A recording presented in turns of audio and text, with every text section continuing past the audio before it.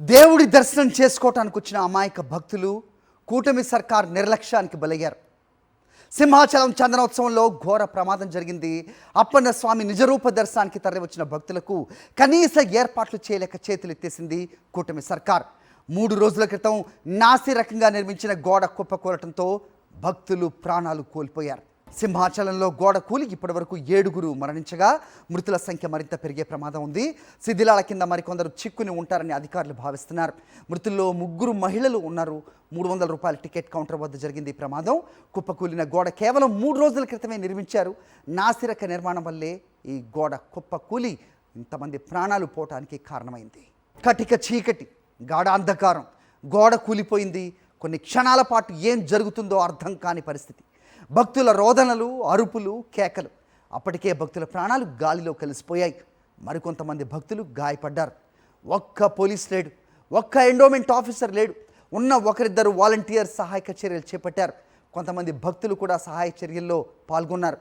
తిరుపతి తొక్కిసాట ఘటన మరొక ముందే జరిగిన సింహాచల ఘటన హిందూ భక్తుల హృదయాలను కలిచివేస్తోంది.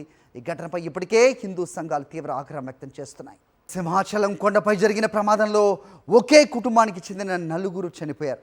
భార్య, భర్తలు, పిల్ల ఉమామహేశ్వరరావు, పిల్ల శైలజ చనిపోయారు. పిల్ల శైలజ తల్లి వెంకటరత్నం, మేనత్త గుజ్జురి మహాలక్ష్మి చనిపోయారు. మృతులు విశాఖలోని మధురవాడకు చెందిన వారిగా గుర్తించారు. సింహాచలంలోని ప్రమాదంలో కూటమి సర్కార్ నిర్లక్ష్యం స్పష్టంగా కనిపిస్తోంది.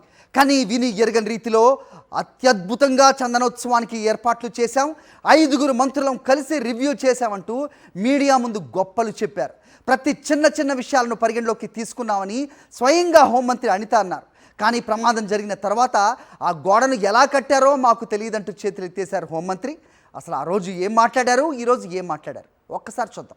క్యూ లైన్లు ఎన్ని చేశారు, భక్తులకు కావాల్సిన ఫెసిలిటీస్ అన్నిటి మీద నేను కలెక్టర్ గారు, సిపి గారు ఇక్కడికి వచ్చి, అదేవిధంగా రవితేజ ఇక్కడికి వచ్చి ఈ కార్యక్రమాన్ని అన్నింటి కూడా చూడటం జరిగిందండి. ఎప్పుడు కూడా చరిత్రలో జరిగినట్టుగా లాస్ట్ 5గురు మంత్రులు ఇక్కడ ఒక గ్రూప్ ఆఫ్ మినిస్టర్స్ వచ్చి, రెవెన్యూ మినిస్టర్ గారు, నేను ఎండోమెంట్ మినిస్టర్ గారు, అదేవిధంగా ఇన్ఛార్జ్ మినిస్టర్ గారు అందరం కూడా ఇక్కడికి వచ్చి ఈ కార్యక్రమాలన్నీ దిగ్విజయంగా పూర్తి కావాలి, ఎక్కడ కూడా భక్తులకు ఇబ్బంది రాకూడదు అని చెప్పి చిన్న మైన్యూర్ ఇష్యూస్ గురించి కూడా మేము ఆ రోజు రివ్యూ చేసుకోవడం జరిగింది. ఒక 2 days బ్యాక్ 3 days బ్యాక్ అంటే ఈ క్యూ లైన్లు మొత్తం ఆ క్యూ లైన్లు అన్నీ మేము చెక్ చేసుకోవడం జరిగింది. ఇది అన్ఫార్చునేట్ థింగ్. అక్కడ గోడ ఉంది. ఆ గోడ పిల్లర్తో కట్టాడా, సిమెంట్తో కట్టాడా, బ్రిక్తో కట్టాడా అన్నది ఎవరు కూడా మేము చూసుకోవడానికి మాకు